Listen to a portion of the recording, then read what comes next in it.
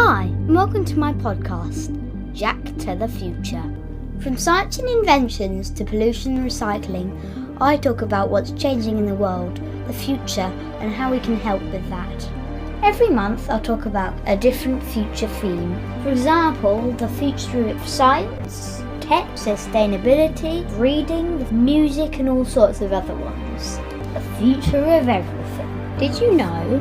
You can find me on Facebook and Instagram as Jed to the Future and on YouTube as Jack to the Future. Follow me to get behind the scenes info, access to the previews about my next episodes and much, much more. On this week's episode, we're talking about the future of schools, specifically eco-schools. I'll be talking to Massey, who's the executive head teacher of Hatfield Primary School and Daycare in Hatfield, Hertfordshire. Hatfield School is an eco-school. We'll be discussing what that means, what features the school has, and our predictions for the future of schools. We're talking about school buildings today. I think they'll look more futuristic. I think there'd be flying rooms in the air, but I hadn't really thought about the green or eco side before, but it makes sense. Children in the UK spend roughly 635 hours in the classroom each year. It's lovely to have schools really new and have lots of cool technology. Any new building isn't always the answer. It wouldn't be practical for all schools to be real built. What we need to do is adapt and use what we've got already to make all the schools become better for the environment. My mum tells me that the government have said they'll give schools some money to try and reduce their carbon footprint and help them become more green. I think it'd be really good if children were taught in every school about what we can do to help do our bit to protect the environment. We do a lot in school already, but I guess there's always more we could all do.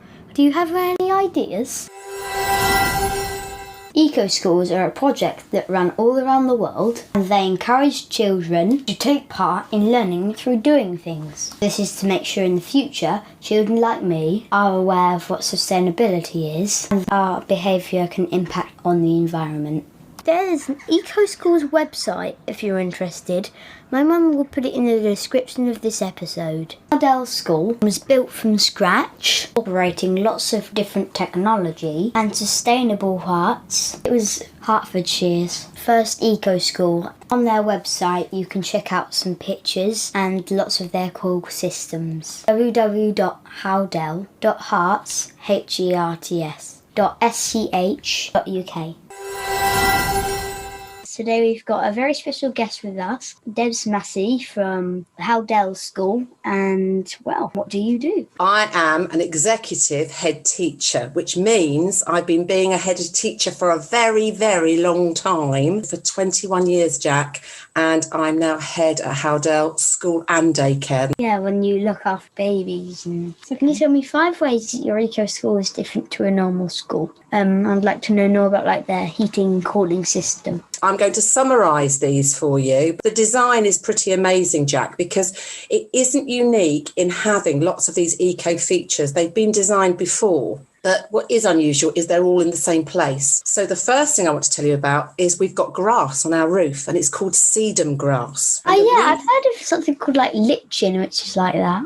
Yeah, well, it's a bit like that. It's bobbly, like lichen is. But the thing is with it, because you have to dig up soil and ground to build a school, we've put grass on the top of our school on 2 roofs. So the birds can still be there and the bees can visit. And we have to weed it because of the plants that grow that we don't expect to grow. And do you know why plants grow there? Because it's a bit rude, but it's a bit funny. I don't know.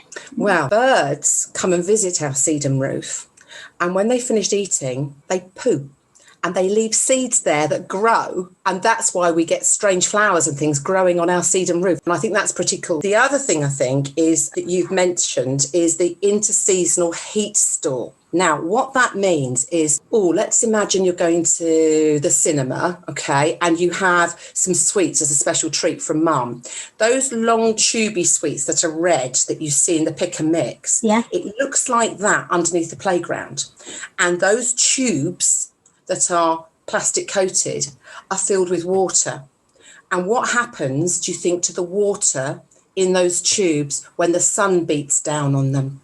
It heats the water up under the car park. It heats up and the water goes into the system and goes like into the radiators and makes the water. Yeah. So what happens is, even on a cloudy day, the warmth from the sun heats up, especially on the playground where the children play, but it's under the surface, they can't see it. And then that water with the heat in it is pumped under the school, and that helps us keep our school warm. But the one thing we're not allowed to do anymore, and I've always wanted to do it because I'm a bit naughty, is that you can actually flip the system so it goes the other way around. And they've stopped being able to do it because it's not very eco-friendly. But what it would mean is, on an icy day when the playground's snowy or icy, you could flip the switch, in theory, so that the warm water and energy that's stored under the school can go back onto the playground and defrost the playground. How cool would that be? That's epic. It's really good, isn't it? We've also got really thick walls. And in your house and in my house, we've got quite wide walls, I would think. Our walls are double that thickness. So the heat and warmth that's inside the building stays in the building. And the problem with that, and your dad will know this really well when it comes to work at our school, is trying to get a signal. So if he was trying to phone your mum in our school on his mobile phone is a nightmare. Yeah, not to be rude or anything, but we did hear a video on your website. Yeah. There was a video that we couldn't hear what the children were saying. Like your school, we're not allowed to have children in big groups inside the building. So we've done lots of singing and presentations outside. And the problem with that, because it's built on a runway where the aeroplanes used to fly, it's really flat. But the problem with it is it's really windy. So when the children are singing or talking outside, sometimes it can take their voices into the wind, so it can be quite difficult to hear. So well spotted. But that's what used to be there before the school. And like in the 1800s. Beginning of this century, end of the last century. So we're talking certainly from the 1930s onwards. That's where the very first aeroplane flew in Britain that would have had the Comet flying, which was the first holiday aeroplane. Yeah, I've heard about the Comet before. Is it special that your school used to be where the first plane ever flew? That's right. That's why the address of our school is Howdale School, the runway, which is pretty cool. And the other thing linked with that, and I'd forgotten about this, Jack, until you mentioned this, but when you walk from the main gate, next time you come to site, and I hope that you come to site before I retire at the end of this term so I can show you this. Yeah. We also have little tiny bits of recycled glass bedded into the footpath into the school.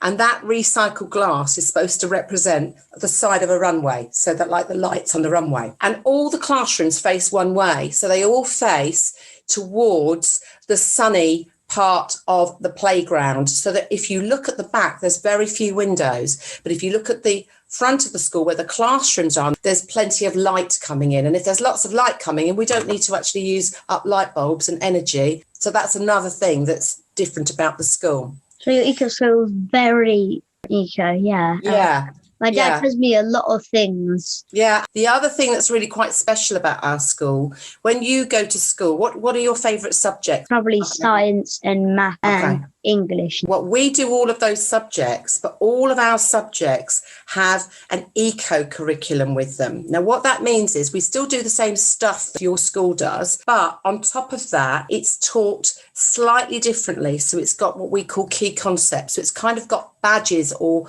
links to particular things that are really important to the eco ideas behind the school. So one example is rights and roles of future generations. That's a very long phrase, but what it means is whatever we do on that site now must think about how we can protect wildlife and make things good for other people who may well use that site after us. So things like litter picking, things like planting lots of trees. We have vegetable patches. Those kind of things are really important to us. At home, downstairs in my bedroom, I've got a litter picker. But also at school, sometimes we litter picking and we get like these red things out from the bag. We go around our playground picking things up. Good. And for science, we do something, it's called Forest School, and we discover all sorts of worms and play games. and we're going to look for animals. What we did just before lockdown in January 2020, and it was something I was very passionate about before I left the school, was not just have the school having an eco-curriculum, but it now goes from the baby room, Jack, right the way through to the year sixes, that they all have learning around the key principles. But obviously the baby's learning and toddler's learning is very different. So we're the first, to my knowledge, in the world to have an eco-curriculum, which is for children aged 0 to 11. And that, again, is something that we share a lot with other people, as well as Jack being kind enough to ask me to talk about it. Have you had an interview before? I have, yeah. But I have to say, I think your questions have been really good. Thank you. Yeah. The other thing we do is our school has lots of children whose families have come from different parts of the world. So we have loads of different languages, and we have people who practice different religions, and they actually, their families live in different parts of the world, or maybe their skin colour is different. So we have diversity as one of those key concepts. And on Monday, I think you'd like this, Jack, we're doing a diversity day, and it's a dress up day, which I'm sure your school does as well. I did on Friday. So what did you dress up in? Bright colours. Lovely. It's walk to school week. Brilliant. And again, we did that as well. And I think that's really important because it's getting people out of their cars. But our one on Monday is Diversity Day. And we've got people coming in talking about their religions. We've got people coming in celebrating a history or a story to tell in sport or in their communities who are heroes. And we want to make sure they represent people from different parts of the world. But to make sure it's even more fun, we've got the children and the staff dressing up as either a monument that's famous somewhere in the world. So I know one of the children is definitely coming as the Statue of Liberty. And then you can actually dress up as food from somewhere in the world. And somebody told me last week they're coming dressed as a pizza. And then you can actually dress up in traditional clothing. And because many of our children have celebrated Eid recently, many of the girls especially are really excited about wearing their very special clothes to school as part of our Diversity Day. So that, again, is part of our curriculum. So it's very similar to what you do, and some of it's the same, but it always ties back to the eco principles of understanding that we're in this world to learn together, and everybody's unique and has an important part to play.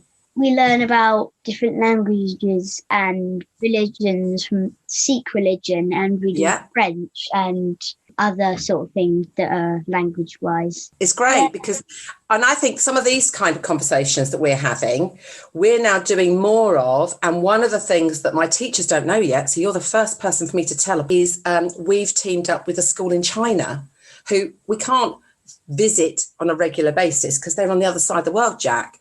But through what we're doing now, through podcasts and through Zoom calls, we're hoping that we can do some singing for them, and they're going to show us their kung fu, and then they're going to teach us some of their language, which is Mandarin, and we're going to teach them English. So that's something that's happening literally just this week. But it's making friends with people without having to get in an aeroplane to go and visit them. And actually, I think that'd be really good for both of our countries and both of our schools, don't you think? Yeah, learning about language is the best. Yeah, absolutely. So the other thing as well, I think that's really important, we have a lot of Wonder Days. So I've seen you on walks with Daddy and Mummy when you were little as well. And you know I've got 2 beagles. And one of the beagles before COVID used to come into school, 2 dogs, okay? And they've got floppy ears. Charlie was a rescue dog. He now comes in and he's a nurture dog. So he comes in, and if children are feeling a bit sad, he sits with them and falls asleep on their knee and snores. And sometimes he goes down to nursery and the children can cuddle him, or he can listen to their worries or their problems. So because he's not been in for a long time, we're having a pet day where everybody can bring their pets into school. Why do we never get to do that? Well, I think you should suggest that to your head teacher. She'll thank me for this, I can assure you. But we've done it for many years now, and we've had parrots and horses come in, and the children love it. And actually it gives them a chance to talk about caring for an animal and respecting animals, and it raises What about if we had a pet python? Would that be okay? Yeah, we've had snakes in. My view is there's no such thing as a bad idea, but there has to be a really good risk assessment to make sure everybody stays safe. So all the animals that, like a python or something like that, wouldn't be out in the classroom. It would need to be brought in some kind of enclosure where it's safe and it isn't stressed. And we put those all up in our multi-purpose hall upstairs for the children to come and visit. But we check to make sure they've got water, they're not distressed. And if they were distressed or not happy where they were, then we'd call the owners and ask them to come and collect them. But then cats and dogs come in during the day into the classrooms. I had one lady turn up at the old school with a parrot on her shoulder. She looked like a pirate. I was going to say that. Yeah, she looked like Johnny Depp gone wrong. She was nowhere near as attractive as Johnny Depp, but she looked like something out of Pirates of the Caribbean. So we've done all those kind of things that build into the children taking care of one another, their world, and thinking about what difference they can make. And some of my children have been to the Houses of Parliament. They've spoken to a member of the royal family, Prince Richard, Duke of Gloucester. They've spoken at conferences for grown-ups to tell them what they need to do to make the world a better place. The children are very much part of what Howdell is in terms of making a difference for this world. Yeah. What's Eco Squad? Okay, Eco Squad is a group of children, and for the little ones, they're chosen by their teacher. But the older children have to come in and do a PowerPoint presentation and present to their class, and then everybody votes as to who they want to be on Eco Squad. And those children do things like they go, when it's not COVID, they go into other people's classrooms and remind them about switching lights off and unplugging your computers. And they've also done things like fundraising. They've run particular days, like you may have this in your school where you've had Earth Hour, when everybody decides they're not going to use technology, they're not going to use the computers, they're going to pledge that day or that night, they're going to read by candlelight, or they're going to go out for a walk instead of watching TV. And they also grow their own vegetables. And What is the vegetable garden? That's that's massive, isn't it? It is. It really is. And one year we got the award for the very best grown onions in Hatfield. Yeah, Very I told exciting. you. But Yeah, we got a trophy and everything. Going back as well, though, the Eco Squad and my older children, who are my children's council, normally when we haven't got the pandemic, they do all the tours of the building with all of our visitors. Okay, Jack? So whether it's new mums and dads coming in or whether it's children who are new to the school, and they've helped us get our Eco Schools green flag. And we're now an ambassador for Eco Schools. And the children do a lot of the talking around that, because I'm chatting to you, but when I'm in my school, I want my children to be able to show what they know and what they understand, because then I know it will stick long after I've gone. So that's really important to me. And the sort of things, going back to the building, I know you mentioned the interseasonal heat store, but there's a couple of things that I don't know whether you have seen on the website. First of all, in every classroom, there are sink units. Well, what are yours made out of in your school? China. Yeah, ceramics. Well, ours is made out of yogurt pots, and they're melted down and squished into a resin. And if you look really carefully, you can sometimes see little tiny bits of foil which have come off the top of the yogurt pots. And the front entrance desk is made out of squashed mobile phones. So there's some really cool things. And in the top secret place, which is my office, This is not very top secret, but when I go to my lunch, when I look to the left, I can see this room where I can see all the head offices and stuff. Can you? I've got one big key, Jack, in my office that opens all of the cupboards, and that key has a key ring. Well, that key ring is made out of a recycled Wellington boot. So there you go. Wow, that's impressive. I know. What is the Eco Bus and what's its purpose?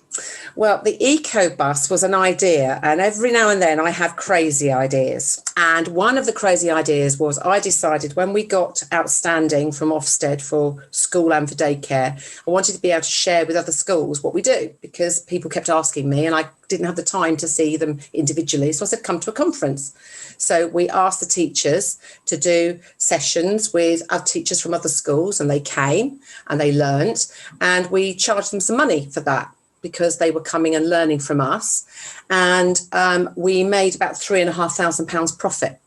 Wow. So I sat there in the evening thinking, what should I spend £3,500 on? I went shopping, and on eBay, I bought a bus.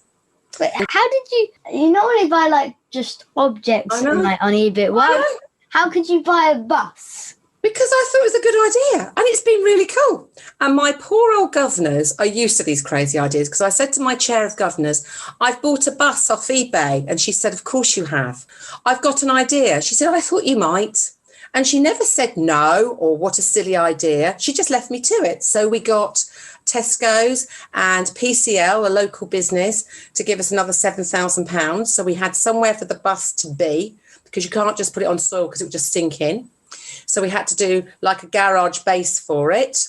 And then we had to get it down from Leicester. And then I asked the children to do some designs of what they wanted on the eco bus. And we had a big competition, which is what's covered in artwork. And then what we've done inside is we've changed it. So it's a classroom, and it's used for art, bird watching on a rainy day so you don't get wet. Lots of the children at our school don't have a garden like you and I do. So what they've really enjoyed is being out there on the bus, on the top floor of the bus, enjoying the view of what we call Kingfisher Island, where there's a pond area. They go over there to just have fun and quiet time, and just to be able to relax. What do you do at Kingfisher Island? They do sketching. Sometimes they do photography over there. I think my dad said that one day he climbed on top of the bus and he sat down on the top. Yeah. Did he know? It's a bit unusual. There's a naughty boy in your daddy, clearly. Maybe, though, because they have been putting electricity over there, so maybe he went over there to help with that. That could have been it. Yeah, he did. Yeah, that's what he was trying to do. I just thought it was quite funny. It is funny. Amazing things that happen when Mrs. Massey isn't at her school. I don't know. We read on the school's website about the architects included sustainable parts in the design of the school. What recycled materials were used to build the school? Okay, well, I've mentioned some of those already. The other bit about eco isn't just what something's made out of, it's how far it has to travel to be in place. So, for example, if I'd ordered everything from bookcases to desks and they came from the other side of the world, then they'd have to be put on aeroplanes or on big boats to get here, which would have been good for the environment. So all of our furniture across the whole school was ordered and made by a place in Hertford. But the saddest thing really is that we did used to have a wind turbine, and which was helping to generate our own electricity. But unfortunately, because there aren't many wind turbines of that size and that style in the UK for the moment, we couldn't get a company to continue to look after it for us. So it had to be taken down, which was really sad. So yes, there's lots of different features, but like any project, some of them work really well and some of them don't. And one of the things that does work really well is we've got some solar panels on the roof. Yeah. And we've got some photovoltaic panels. Now, they look quite similar, but if you think photo, light, okay, like photograph, the photovoltaic panels actually take the light energy, and the solar panels take the heat from the sun, and they use those for helping. They don't do it all, but helping with us warming our water and towards the electricity that's used on site. So all of those things make it a pretty amazing science kit, our project of a school. If I look outside right now, I can't see much houses with solar panels. What other eco-inventions or ideas do you think maybe more schools could have in the future? That's a really, really, really good question. I think it's not just about wind turbines and, big expensive projects. I think it's about using local builders, local designers and local furniture people so that we reduce our carbon footprint. We're not buying things in from the other side of the world. The other thing is using lots of natural light so that schools are bright, because it is proved that children thrive in bright lit classrooms rather than dark classrooms. And then you don't have to put lights on. So they do well, because if you can see things properly and clearly, it also makes you feel happier. The other thing we've got is a clever sort of soundproofing, but it means that the whole school, although it's bigger than your school, it's very quiet and calm and gentle, which helps people learn. I've seen a picture on your website you'll see it looks like cheese. It's sort of white with holes in it, and that collects the sound. So in our library, we've got this neon, same colour as your sweatshirt, neon desk with blue, and it's all sort of morphed into one another. And actually, what's really great about that is children can see it and touch it. So I think it's really important that they know when they look at that desk and they touch that desk, that's made out of recycled pipes that are used for gas and water, so they can understand and learn from the building. And the other thing that's might be a nuisance for mobile phones at times, but just to have good insulation so that the warmth stays in and we don't have warmth that we've generated leaking out and losing heat. And I think that's really important as well, because many of the schools that I've taught in are quite drafty places, and that's not good because we're wasting energy. So I think people should listen more to children about their ideas for the planet and for wildlife, and just make sure that we keep it safe for them and their children when you guys are grown up. I really enjoyed talking to you today. Oh, do you know, Jack, I've really enjoyed listening and chatting to you too. And I do hope that you're able to come across to Howdale to be able to have a look at some of the things that we've talked about, and just keep up the podcast. As I say, you are an ambassador for your school and your family. So well done. Yeah, thank you. Children speaking out and raising people's awareness about eco-credentials, I think, is fantastic, and you're doing a great job, because you doing this means you'll be inspiring other children to make sure their voice is being heard. So I'm really impressed. I've never been interviewed before, especially for this length of time, by a young person who is under the age of 25, let alone, how old are you now? 8. 8. That's just amazing. Thank you. Bye. Bye-bye. Bye. Okay, listeners, that's the end of our show today. It's been a really interesting episode, and I've learned a lot about the different ideas that could help schools become more green, which will not only benefit the environment, but has benefits for children's health as well. Maybe you work in another organisation where some of these ideas could also be used. You can find some pictures on social media of some of the recycled materials we've talked about in this episode.